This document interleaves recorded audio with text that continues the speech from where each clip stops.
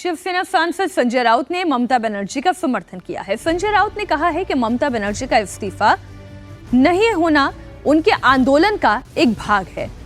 शिवसेना सांसद ने कहा कि ममता बनर्जी ने हमेशा आंदोलन किया है, चाहे वो सत्ता में रहें या सत्ता से बाहर।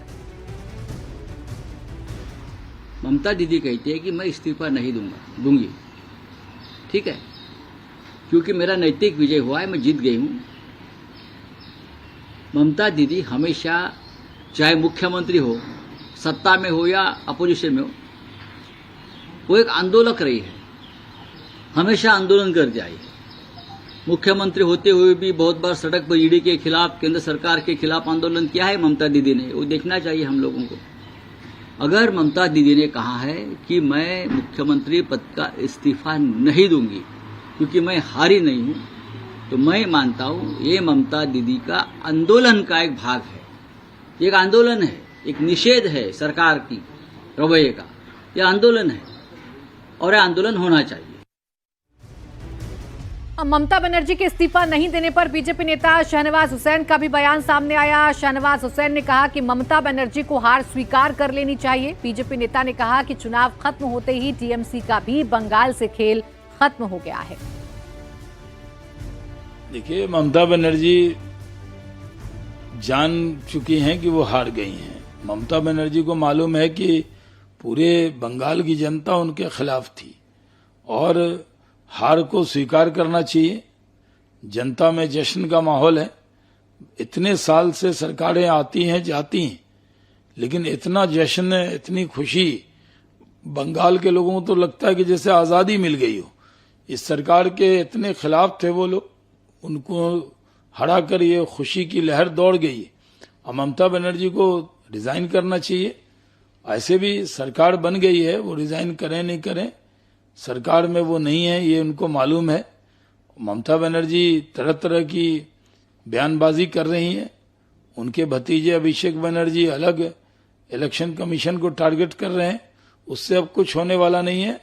दीदी, चुनाव खत्म हो गया और टीएमसी का भी खेल खत्म हो गया। बंगाल ही नहीं, तमिलनाडु में भी इस वक्त जबरदस्त हलचल है। हमारे साथ हमारे सहयोगी विजय लक्ष्मी और टी राघवन जुड़ गए हैं। दोनों से तमिलनाडु की सियासत का भी हालचाल लेंगे। आपको एक बड़ी खबर पहले बता दूं, बंगाल से ही आ रही है कि ममता बनर्जी अड़ी हुई हैं कि वो इस्तीफा नहीं देंगी, लेकिन हकीकत उन्हें भी पता है कि राज्य की सत्ता उनके हाथ से जा चुकी है। बंगाल में हुए बदलाव का असर ममता बनर्जी के घर पर दिखने लगा है। एक तस्वीर आपको दिखा दूं, भवानीपुर में ममता बनर्जी के घर के बाहर सुरक्षा में बहुत कटौती हुई है। भवानीपुर में ममता का घर 30B हरीश चैटर्जी स्ट्रीट पर है। उनके घर के बाहर लगे गार्ड रेल को हटा दिया गया है। साथ ही अभिषेक बनर्जी के दफ्तर के बाहर से भी सुरक्षा हटाने की खबर है। तो जो अतिरिक्त सुरक्षा वहां पर तैनात की गई थी, गार्ड रेल था, वो तमाम चीजें अब हटा दी गई हैं।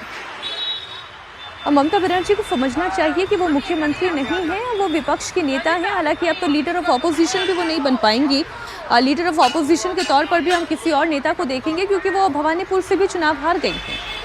अब ममता भले ही हार गई हैं, लेकिन उनके मुस्लिम वोट बैंक में सेंध लगी है। मुसलमानों ने पूरी तरह ममता का साथ नहीं छोड़ा। यही वजह है कि टीएमसी ने जिन 47 मुस्लिम उम्मीदवारों को टिकट दिया था, उनमें 41 विधानसभा में पहुंच गए। इसी तरह ममता ने 53 महिलाओं को टिकट दिया था, इनमें से 14 विधानसभा में पहुंचने में कामयाब हुई हैं।